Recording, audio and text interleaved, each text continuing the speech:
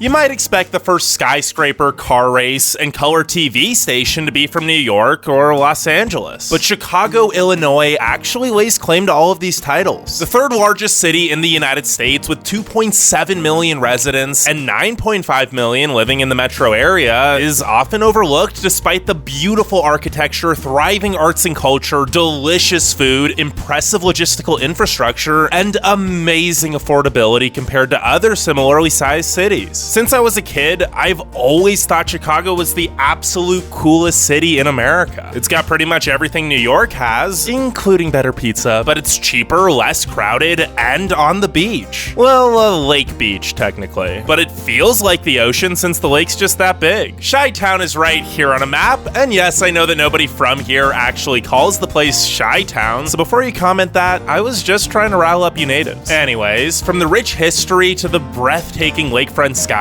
there is so much to admire about the Windy City. And yes, while the city can get pretty windy, the actual origin of the nickname has nothing to do with that. It's from Chicago's history of corrupt, long-winded politicians. Speaking of history, the town of Chicago was originally founded in 1833 and incorporated as a city 4 years later. It's been through riots, fires, a big fire, and even the engineering genius of reversing the flow of the Chicago River, but the city continues to thrive, and to this day, no other Midwest metropolis even comes close to the big city amenities or diverse economy Chicago offers. But obviously, considering it's got an overall 57 out of 100 on area vibes, or maybe considering more people are actually leaving than moving in, the Windy City isn't perfect. So before you take the day off to see if Ferris Bueller's hometown is right for you, be sure to watch my top 10 reasons not to move to Chicago, Illinois.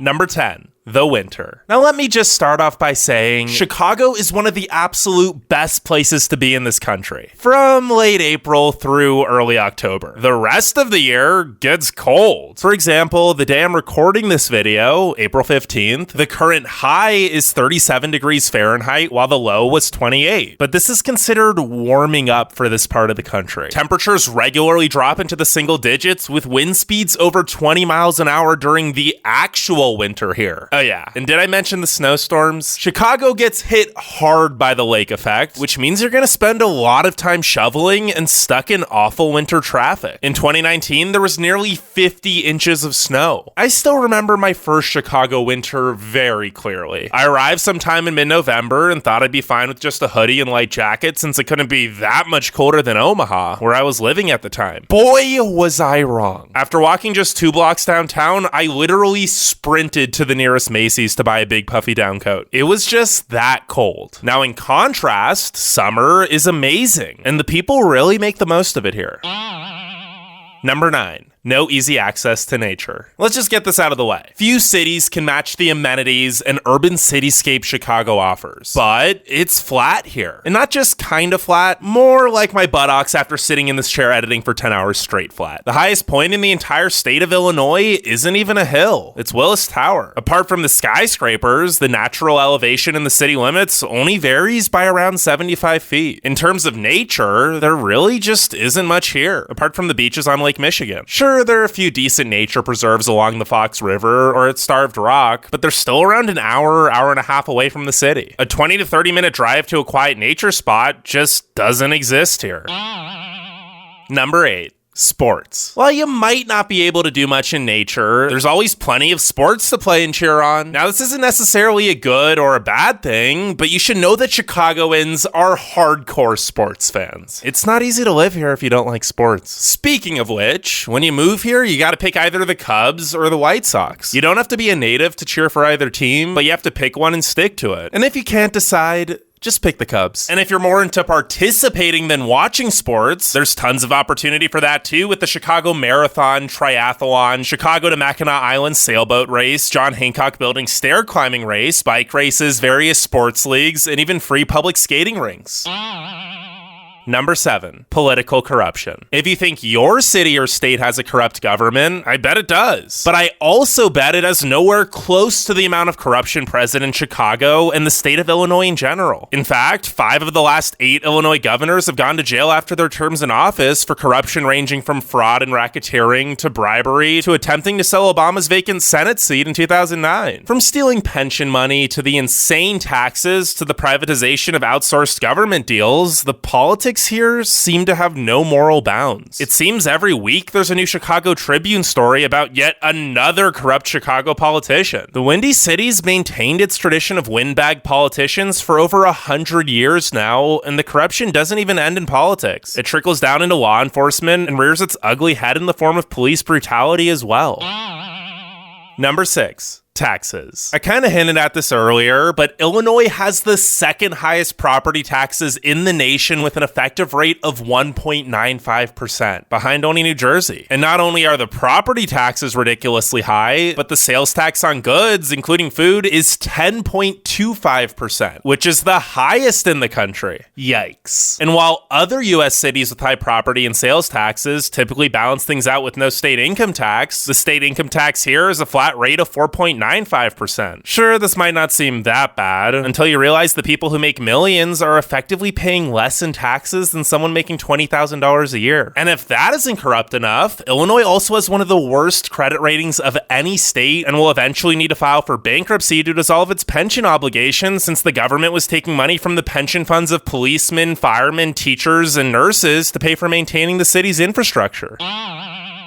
Number 5, bad schools. You'd think the high taxes here would mean the schools are at least decent, but given all the corruption, it's no surprise the money never goes to the right places. Now, to be fair, many of the schools have improved over the last decade or so, and there are even a few amazing schools that rank amongst the best in the nation. But you need to be in an affluent area or super smart to attend them. And even if your kid's a genius and tests well enough to get into one of the good magnet schools, the enrollment process is really stressful. So, what's the alternative? Well, the regular public schools here stink. They're almost always underfunded with just $4,506 being spent per student per year as opposed to the US average of $11,762. If you move here and have children, either save enough money for private school or have a wicked smart kid.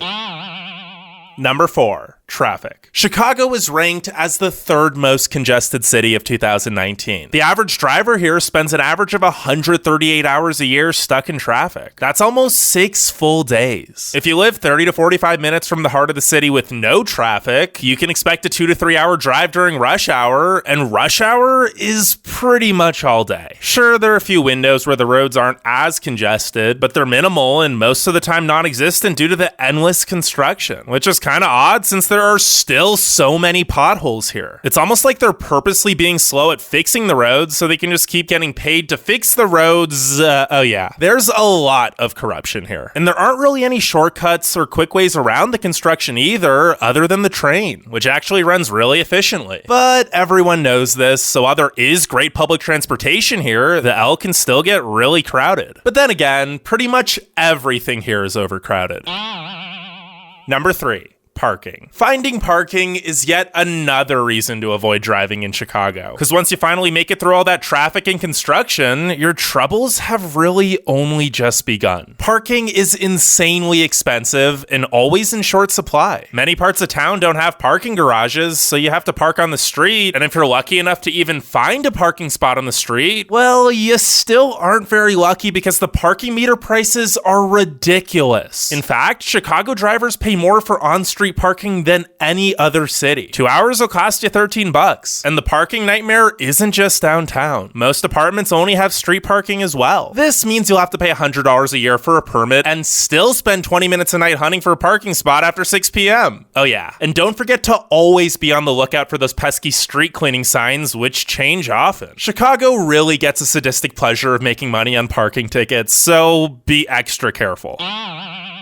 Number 2. Crime. Let me just say, Chicago isn't nearly as dangerous as the media and politicians make it out to be, outside of a few concentrated areas on the south and west sides, where yes, murder is unfortunately not an unusual occurrence. But overall, Chicago's murder rate isn't even in the top 25 for US cities. Don't get me wrong, crime is still bad here. The murder rate is 4 times the national average, and the overall crime rate is 3 times the national average, but compared to places like St. Louis, New Orleans, Memphis, or even Detroit, the Windy City looks like a safe haven. Obviously, though, it isn't, which is why a lot of people are leaving, and I don't blame them. I wouldn't want to live in a place where I had to constantly be concerned for my safety either. Number 1. Limited job opportunities. Chicago has a ton of great job opportunities, which might sound like a contradiction to what I just said, but that's because there are also even more qualified people fighting for them. If you're looking for a good job straight out of college, it probably isn't going to happen here. And any job you do manage to find probably isn't going to pay much more than the bills. Sure, it's cheaper to live here than LA or New York, but it's still not easy to make ends meet for most of the wages. The median home value might only be $247,000, but that number's really taken out of context due to how cheap homes are in the dangerous neighborhoods. A house in a decent neighborhood is gonna cost upwards of $500,000, while the average rental's around $1,750 a month. Again, this wouldn't be so bad if there were tons of good paying jobs available, but there just aren't enough. In fact, Chicago isn't even ranked in the top 140 best cities for job seekers. I repeat, 140. I'm not saying it's impossible, but if you plan on moving here, make sure you have a good job lined up first. Now be sure to leave a like, subscribe, and comment which city you want me to cover next. Chicago's honestly an amazing city with so much to do, see, and explore. Each neighborhood is so unique with tons of character and charm, and you really could spend your entire life here and still not even scratch the surface of all there is to do.